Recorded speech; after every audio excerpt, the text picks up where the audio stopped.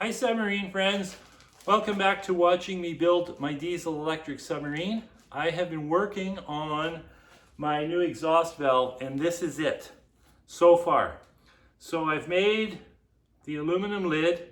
I cut the end off an aluminum scuba tank so I could get a thick chunk of aluminum. It's nice aluminum. The only problem is it's a poor choice of material because of the galvanic reaction.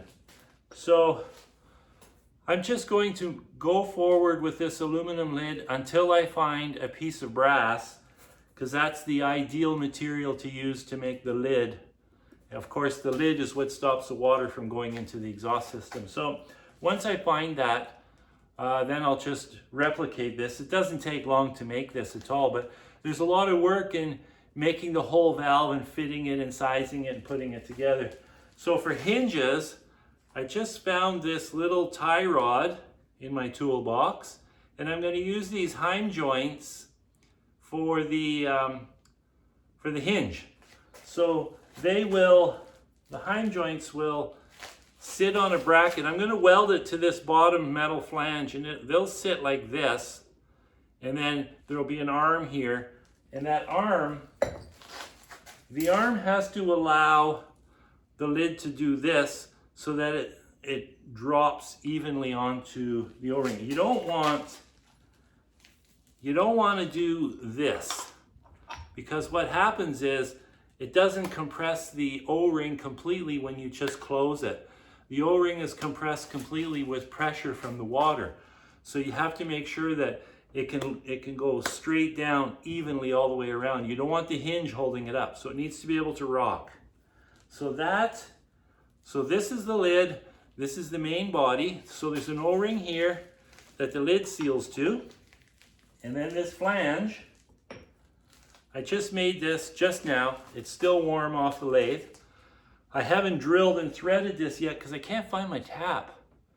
Anybody got my tap? I don't know where it is. It must be in my other shop somewhere. I'm gonna have to go and search for it. I'm usually very careful with that. So on the bottom of this brass is another O-ring. I'll just slip it in there. So that O-ring is what seals the bottom to the valve. So that should be pretty all right, eh? I think that's gonna be fantastic. So all I have to do now is thread those holes and make a piece on here for the stand for the hinge. And once I weld that on, this will have to go, there's that O-ring again. This will have to go back into the lathe because when you weld on here, it's going to distort this, but there's plenty of thickness there. That's why I only have 3 bolts. It's definitely rigid enough. And I can take a few thou or 10 thou off of there, whatever happens from welding. So that's no problem. And like I said, these guys will stand up like this. So that'll actually look pretty okay, right? So where to put this is my next question. I was thinking originally of just putting it flush with the top of the sail, but I could put it higher because it actually looks pretty good. Like when this is painted, that'll be a nice looking part. Nothing that I would want to hide because it's ugly. Oh, the other thing is, I should show you this. So this just has a nipple welded to it. So I could just thread that on to the stand pipe, which is the exhaust pipe. And that stand pipe is going to have a jacket around it. And the water from the discharge is going to keep that jacket full. It'll be self-draining. There will be a little hole in the bottom of it so that it just self-drains when the pump is turned off. And that's to cool this, because I don't want this valve getting hot and affecting those O-rings. So I think I have a good solid plan here. I'm pretty pleased with it. Now, oh yeah, I just talked about the location of it, so I'm happy about that. Oh yeah. So now the next thing I have to do, oh, I'm not looking forward to it. I hate this part. I have to take my deck and my sail off. It's all one piece.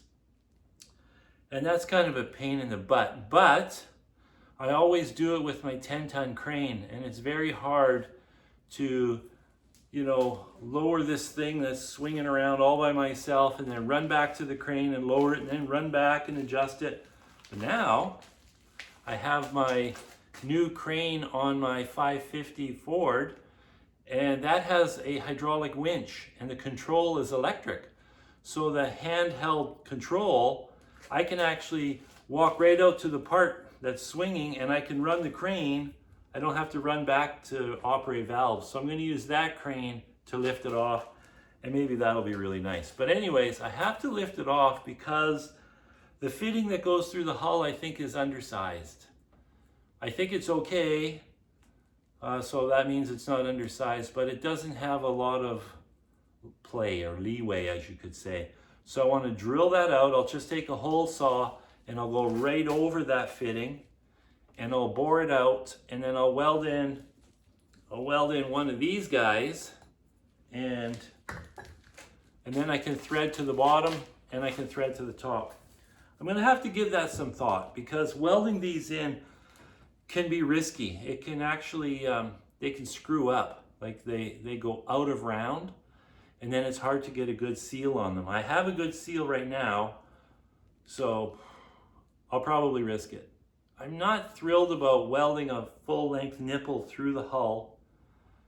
I would like it to be removable, so I think I would prefer that. So I'll risk putting in the nipple. If it doesn't work out, I can always cut it out and weld a new one in. And then on the inside of the hull, I have to do a 90-degree turn and into my exhaust system, my current exhaust system, and I have to remove that current exhaust system and install a new muffler.